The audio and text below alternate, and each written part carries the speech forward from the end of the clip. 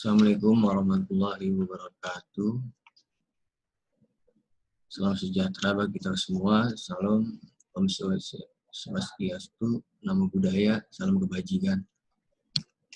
Perkenalkan, nama saya Fadli Rahman Hakim dari kelas teori portofolio dan analisis investasi. Di sini saya akan mempresentasikan apa yang sudah saya buat, yaitu mini riset. Pada riset kali ini berjudul Analisis Investasi dalam Pasar Modal Indonesia. Sebelum memulai ke pendahuluan, di sini saya akan menjelaskan saham-saham apa saja yang saya ambil dari yang sudah diajarkan. Saham tersebut sebagai berikut. Yang pertama, ANJT. Apa sih itu ANJT? Austindo Nusantara Jaya Tbk. Yang kedua, Ahli Astra Argo Lestari.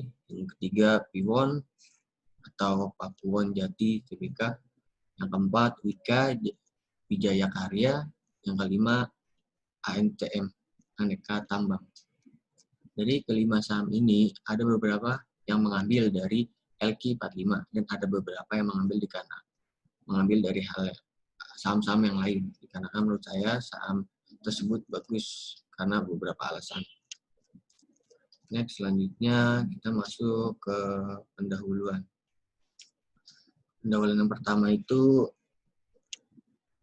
apa itu investasi, dan yang kedua itu apa sih metode top-down approach.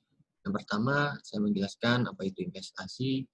Investasi adalah suatu kegiatan menanamkan modal, baik langsung maupun tidak, dengan harapan pada waktu nanti pemilik modal mendapatkan sejumlah keuntungan dari hasil penanaman modal tersebut. Investasi juga berarti penanaman uang atau modal pada perusahaan atau proyek untuk bertujuan memperoleh keuntungan. Secara umum, investasi dapat diartikan sebagai meluangkan atau memanfaatkan waktu, uang, atau tenaga demi keuntungan dan manfaat pada masa datang. Jadi, investasi merupakan membeli sesuatu yang diharapkan di masa yang akan datang, dapat dijual kembali dengan nilai yang lebih tinggi, atau bisa lebih rendah, atau tetap seperti semula. Yang kedua, ada metode top-down approach.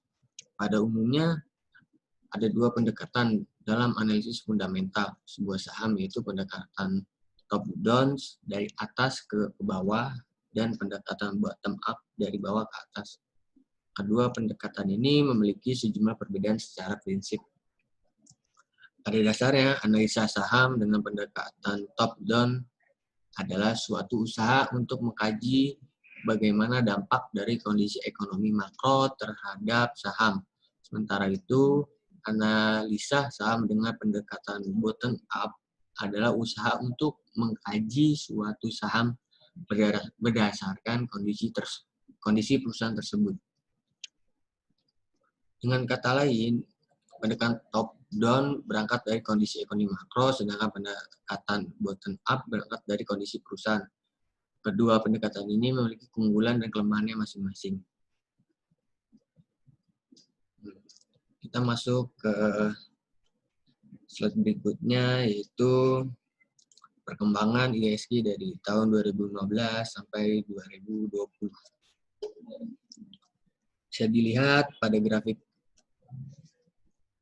ini menunjukkan bahwa IHSG pada tanggal 5 Januari 2020 menyentuh di 6.274,94 sampai 24 Maret 2020.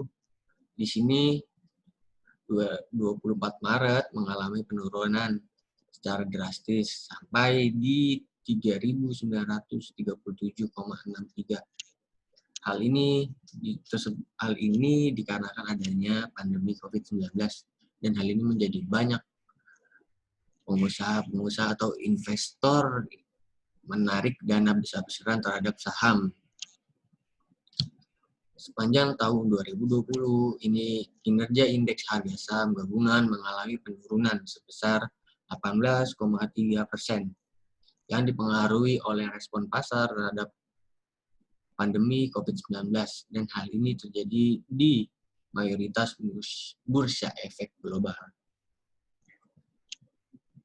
Pada tanggal 7 Agustus 2020, IHSG dapat kembali meningkat ke level 5.143 atau naik 30,6% sejak level terendahnya pada 24 April.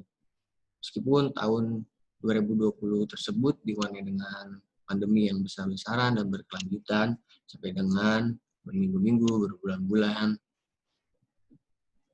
Bursa Efek Indonesia berhasil memfasilitasi 34 perusahaan yang tercatat baru sepanjang tahun 2020, dan ini merupakan pencapaian tertinggi di ASEAN dalam 3 tahun terakhir berturut-turut, dan akan menyambut satu perusahaan lagi di Bursa Efek Indonesia, yaitu PT Sumber Global Energi Tbk.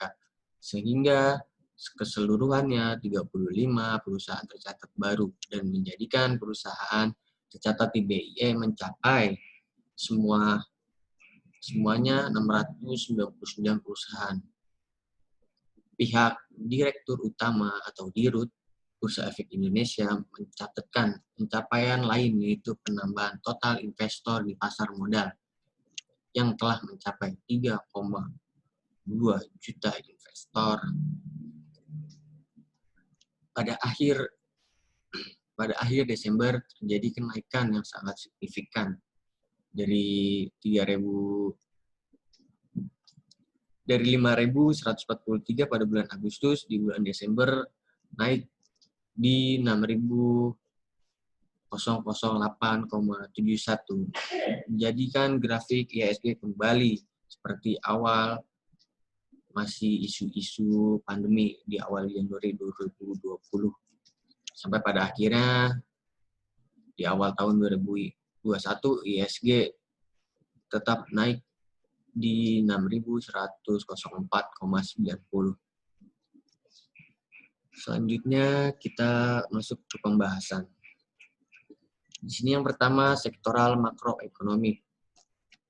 Saya akan menjelaskan sektoral makroekonomi itu apa sih. Sektoral makroekonomi itu kelompok agregat yang mewakili pelaku ekonomi.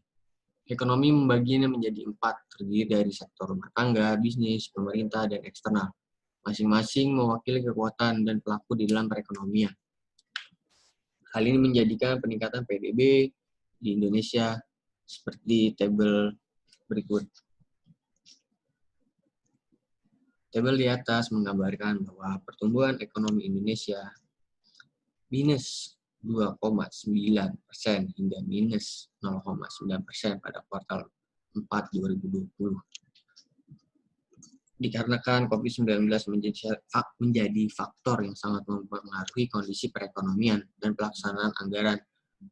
Pada penjabaran kuartal keempat 2020, konsumsi rumah tangga dan lembaga non-profit yang melayani rumah tangga akan minus 3,6 hingga minus 2,6%. Konsumsi pemerintah minus 5,1% sampai minus 3,1%. PMTB atau investasi minus 4,3 sampai minus 4,0%. Ekspor minus 2,6 hingga minus 0,6%, dan impor minus 18,3 hingga minus 15,5%.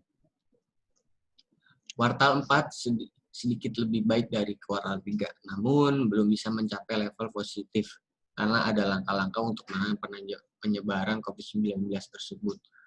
Adapun untuk 2020 memperkirakan ekonomi akan terkontraksi sebesar minus 2,2% hingga minus 1,7%. Next, selanjutnya di sini ada grafik BI report rate. Next, kita masuk ke analisis sektoral. Dalam analisis sektoral ada analisis industri. Analisis industri itu apa sih? Analisis industri itu penilaian terhadap peluang atau ancaman lingkungan kompetitif yang dapat mempengaruhi kesuksesan perusahaan. Dengan mengetahui peluang dan ancaman yang ada di industri, manajemen dapat mengidentifikasi strategi yang paling menguntungkan dalam jangka panjang. Ada beberapa sektor dalam analisis industri, di antaranya sektor pertanian yang pertama, yang kedua sektor pertambangan, yang ketiga sektor keuangan, yang keempat sektor industri, yang kelima sektor properti, real estate, dan konstruksi bangunan, yang keenam sektor infrastruktur, utilitas, dan transportasi, yang ketujuh perdagangan jasa. Bisa dilihat pada grafik tersebut, saya mengambil dari Badan Pusat Statistik menilai pertumbuhan ekonomi atau PDB Indonesia triwulan pertama 2020 sebesar 2,97%, dibandingkan triwulan 4 2019 terjadi penurunan sebesar 2,41%.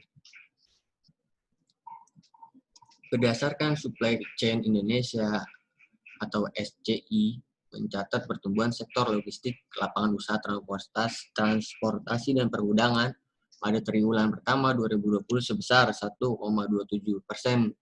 Pada semester 1 2019 sektor logistik tumbuh 5,45%. Dengan angka itu, sektor logistik berkontribusi terhadap PDB triwulan pertama 2020 sebesar 5,17%. Terjadi penurunan kontribusi dibanding triwulan 1 2019 yang tercatat sebesar 5,53%. Sektor logistik mencakup subsektor pergudangan dan jasa, penunjangan angkutan, serta pos dan kurir. Serta logistik juga mencakup subsektor transportasi permodal, yaitu rel, darat, laut, udara, serta sungai, danau, dan penyeberangan lainnya. Pada triwulan pertama 2020, terjadi penurunan pertumbuhan pada sektor-sektor tersebut, baik industri pengolahan yang minus 1,79%, akomodasi makanan dan minuman minus 3,92%, perdagangan minus 3,61%, serta pertanian, kehutanan, dan perikanan minus 1,80%. Subsektor transportasi yang mengalami tingkat pertumbuhan tertinggi adalah angkutan laut, yaitu sebesar 5,93%, diikuti oleh angkutan darat 5,15%, dan angkutan sungai, danau, dan penyeberangan lainnya 1,16%.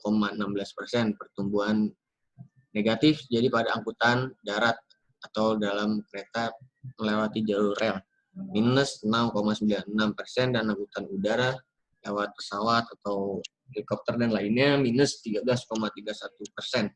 Sementara itu, subsektor pergudangan dan jasa, penunjang angkutan, serta pos dan kurir juga mengalami pertumbuhan negatif sebesar minus 0,73%. Dibandingkan dengan triwulan sebelumnya, QoQ atau key to key, semua subsektor transportasi tersebut pada triwulan 1 2020 mengalami pertumbuhan negatif dengan penurunan tertinggi angkutan udara minus 23,11%, diikuti angkutan rel minus 14,22%, angkutan sungai, danau, penyeberangan, dan lainnya min 4,16%, dan angkutan laut dan darat masing-masing minus 4,7% dan minus 0,67%. Subsektor pergudangan jasa, penunjang angkut, serta pos dan kurir mengalami pertumbuhan negatif Q2Q cukup besar, yaitu min 10,89%. Penurunan volume sektor logistik tersebut dapat mengaruhi dampak pandemi COVID-19 yang berimbas terhadap penurunan permintaan barang dan komoditas maupun aktivitas industri. Konsumsi rumah tangga yang berkontribusi terbesar dalam PDB mengalami pertumbuhan dari 5,02% pada triwulan 1 2019 menjadi 2,84% pada triwulan 1 2020. Next, selanjutnya dari penjelasan laju pertumbuhan industri, kita masuk ke sektor perusahaan. Di sini saya mengambil 2 sampel saya untuk menjadi perbandingan antara keduanya, di mana kedua saham tersebut berbeda dalam segi hal. Yang pertama ini Wika. Ini salah satunya perusahaan konstruksi milik pemerintah Indonesia, BUMN, di dalam bidang infrastruktur. Yang kedua PT Pakuwon Jati Tbk, yaitu Piwon, salah satu perusahaan real estate yang berada di Surabaya, Jawa Timur. Kenapa saya memilih dua ini? Menurut saya, dalam hal pada tahun 2020 ini, dalam dua hal tersebut, seperti Wika dan Piwon itu, Wika yang pertama, Presiden Jokowi dalam pembangunan besar-besaran jalan tol dan pembangunan jembatan-jembatan penyeberangan. Sedangkan Piwon, ini saya mengambilnya karena real estate itu banyak sekali masyarakat yang membutuhkan bisnis-bisnis kayak pembangunan rumah, bisnis properti, dan komplek-komplek atau apartemen-apartemen. Itu salah satu alasan saya. Kita memasuki analisis perusahaan, yaitu sebelumnya saya akan menjelaskan analisisnya. Analisis perusahaan. Perusahaan adalah cara untuk mengetahui kondisi perusahaan secara keseluruhan, baik analisis produk perusahaan dan pemasarannya. Analisis pertumbuhan earning dan kinerja manajemen. Analisis perusahaan diarahkan juga mengetahui apakah saham suatu perusahaan layak dijadikan pilihan investasi. Hasil analisis perusahaan harus bisa memberikan gambaran tentang nilai perusahaan, karakteristik internal, kualitas, dan kinerja manajemen, serta prospek perusahaan di masa datang.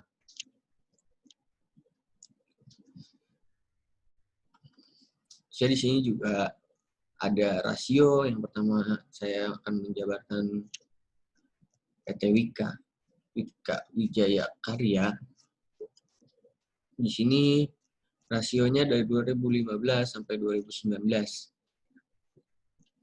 Dividennya terus naik pada 2015 sampai 2017 dan mengalami penurunan 2018.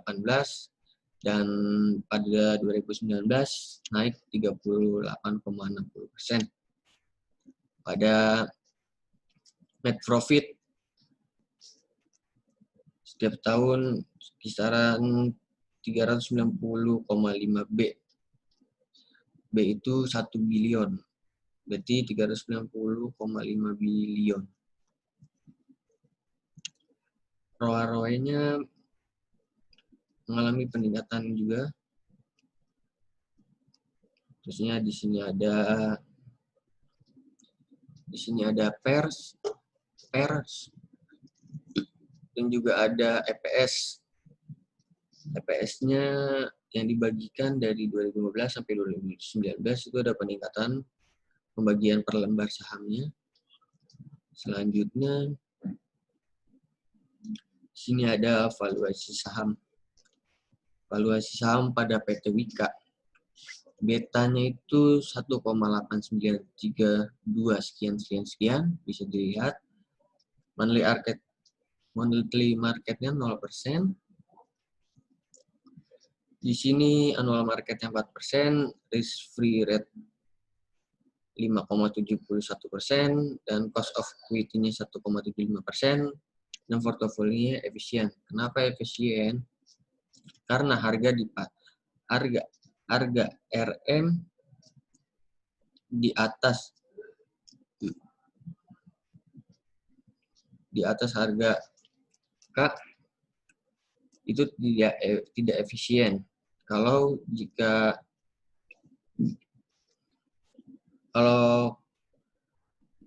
RM-nya 4%, seharusnya RF-nya itu di bawah 4%.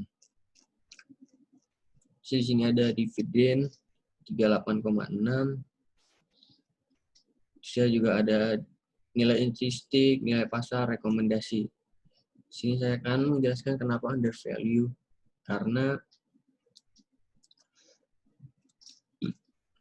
Karena harga saham di bawah nilai intrinsiknya, di mana harga tersebut dikatakan murah karena di bawah harga normal. Jadi bagus untuk dibeli.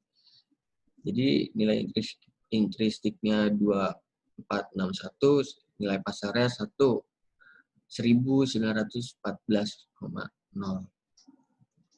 Next, selanjutnya di sini ada pergerakan harga Wika versus harga ISG. Pada harga ISG itu berwarna oranye dan harga Wika berwarna hijau. Pada grafik ini IHSG yang dari 7.000 sampai 9.000 pergerakannya, sedangkan harga Wika terus 2.000 sampai 3.000. Di sini juga ada rasio keuangan Piwon atau PT Paku Jati Tbk. Dividennya setiap tahun selalu naik. Ya, secara dari tahun 2018 dan 2019 itu terjadi kenaikan. Terusnya net profit-nya setiap tahun juga naik. Oh iya, di sini net profit itu bagi yang belum tahu rasio probabilitas yang menyatakan keuntungan dari operasi bisnis sebagai presentasi dari pendapatan atau penjualan bersih. Jadi keuntungannya ya dari 1,2 triliun, 2016 1,3 triliun, 2017 1,4 triliun, 2018 1,8 triliun, dan 2019 2,2 triliun. Bisa dilihat. Terusnya ada valuasi saham lagi di PT Piwon ini, Paku Jati Tbk. Betanya itu 1,47335.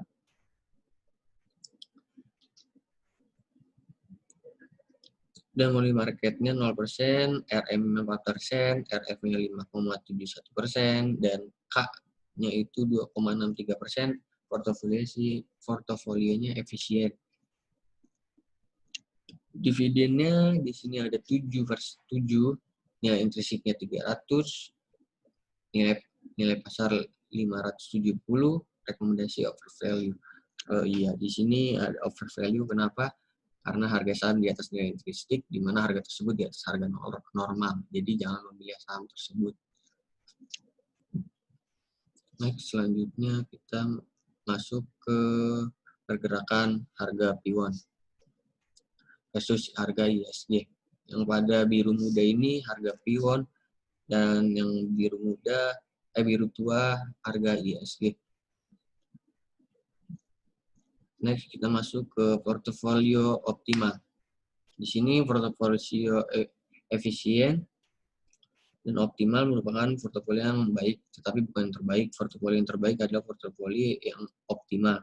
Portofolio efisien hanya mempunyai satu dari faktor terbaik, yaitu faktor expected return atau faktor risiko. Sementara portofolio yang optimal ada portofolio yang memiliki kombinasi expected return dan risiko yang terbaik. Pembentukan portofolio optimal dapat dilakukan dengan dua metode. Yang pertama, pendekatan Markowitz. Dua, pendekatan single index atau model indeks tunggal. Ini juga ada perbedaan di antara keduanya. Model Markowitz itu menggunakan perhitungan kemungkinan bahwa investor akan melakukan investasi pada aset bebas risiko. Yang kedua, perhitungannya cenderung kompleks dan rumit. Pada single index model, asumsi yang digunakan itu yang pertama, asumsi yang digunakan pada model tersebut, sekuritas bertoleransi hanya jika sekuritas tersebut mempunyai respon yang sama dengan perubahan pasar. Yang kedua, model ini dapat menyederhanakan perhitungan model Markowitz. Jadi di sini juga ada tabel dan grafik. Dalam portofolio efisien dijelaskan pada grafik capital market line. Di sini juga dalam tabel annual marketnya itu rata-rata 4%, cost equity-nya di atas annual market, yang berarti portofolio saham tersebut kalau di atas dari harga RM, berarti itu kalau K-nya itu di atas RM, berarti itu tidak efisien. Bisa dilihat itu seperti saham ANJT itu tidak efisien karena K-nya itu di atas RM, rata-rata 4%. Dan yang lainnya itu seperti Antam, Bika, Piwon, dan Ali itu di bawah annual market return atau RM. Dia ANTM itu 3,707%, Wika 1,75%, Piwon 2,63%, Ali 2,671%. Seperti yang digambar di grafik, nah itu NJT aja yang tidak efisien. Next, selanjutnya simpulan dari saya dan saran, laporan ini tidak untuk disamakan atau memberikan atas pembeli suatu saham pada pemula. Dalam keputusan dalam berinvestasi ada pada diri sendiri dan berada pada tangan Anda sendiri.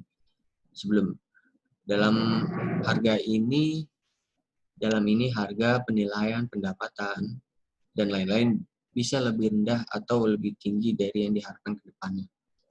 Saran saya, investor harus melakukan pengambilan keputusan terlebih dahulu dan harus membuat garis besar mengenai saham yang akan diambil untuk meminimalisir resiko investasi di pasar modal dan mempelajari kondisi ekonomi secara makro ekonomi ataupun kondisi perekonomian global. Tadi saya memilih 2 saham perbandingan itu ya dikarenakan yang tadi di atas sudah disebutkan, karena untuk tahun 2020 itu bagus untuk diambil saham-sahamnya karena dilihat bisa di trendingnya bisa dibaca pada ininya itu selalu naik.